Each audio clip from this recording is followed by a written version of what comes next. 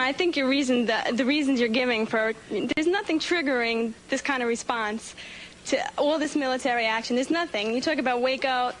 There's nothing. There's nothing. You didn't care about Waco. Not that I didn't care about. Everybody I talk to in the press. Everybody I talk to in the press says Waco. When I mention other cities, it seems to go over everybody's head. Your sheriff condemned what happened in Waco, lady. Yeah. Your sheriff in your county condemned what the feds did in Waco, and we've got it on tape to prove it. Excuse me, you. They said it was wrong. This young woman wanted to say. 17 children died in Waco. You hold no responsibility to David Koresh for that.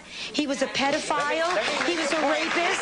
He believed he was Jesus Christ. There's only one Jesus Christ, and I've never met him, and he wasn't David Koresh. They could have come and got him any time. He went jogging. He went to coffee shops in town. It had nothing to do with him. You know, Phil, no, he wasn't even there. Yes. You know, Phil, Mr. Hennigan would like your attention for just a moment. Mr. Hennigan is with the Center to Prevent Handgun Violence. Sir. You know, these folks are so concerned about those kids killed in Waco. What about the 15 children that die every day in this country because of gunfire?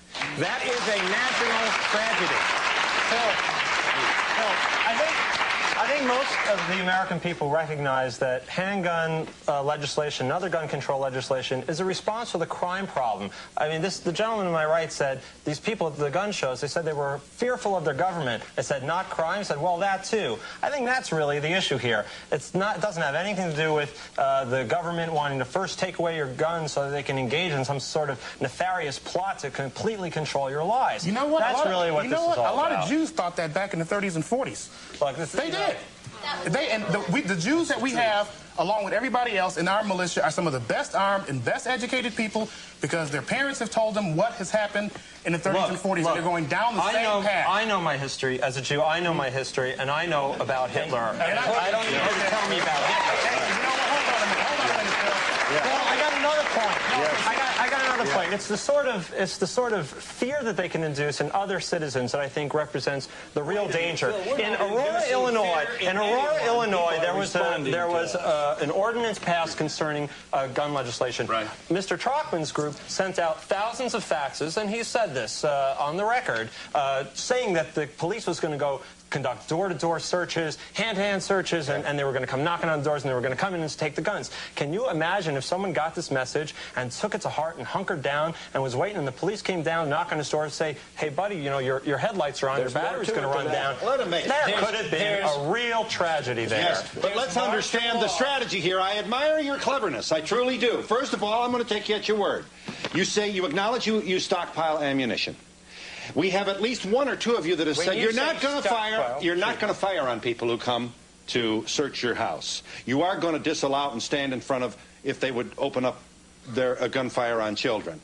You're saying you're organized so you can find lost children in the woods and prevent forest fires. We said nothing about so you see, we have here, making stuff up. And incidentally, they're not racist. Here you go. Yeah. I mean, this young man comes from Ohio. If there was a lost child, I'd welcome anybody's help to find a lost child. But they know the woods, they're saying. Yeah, but they're talking about in their literature about a socialist one-world government. What does that have to do with search and rescue? And we'll be back in just a moment.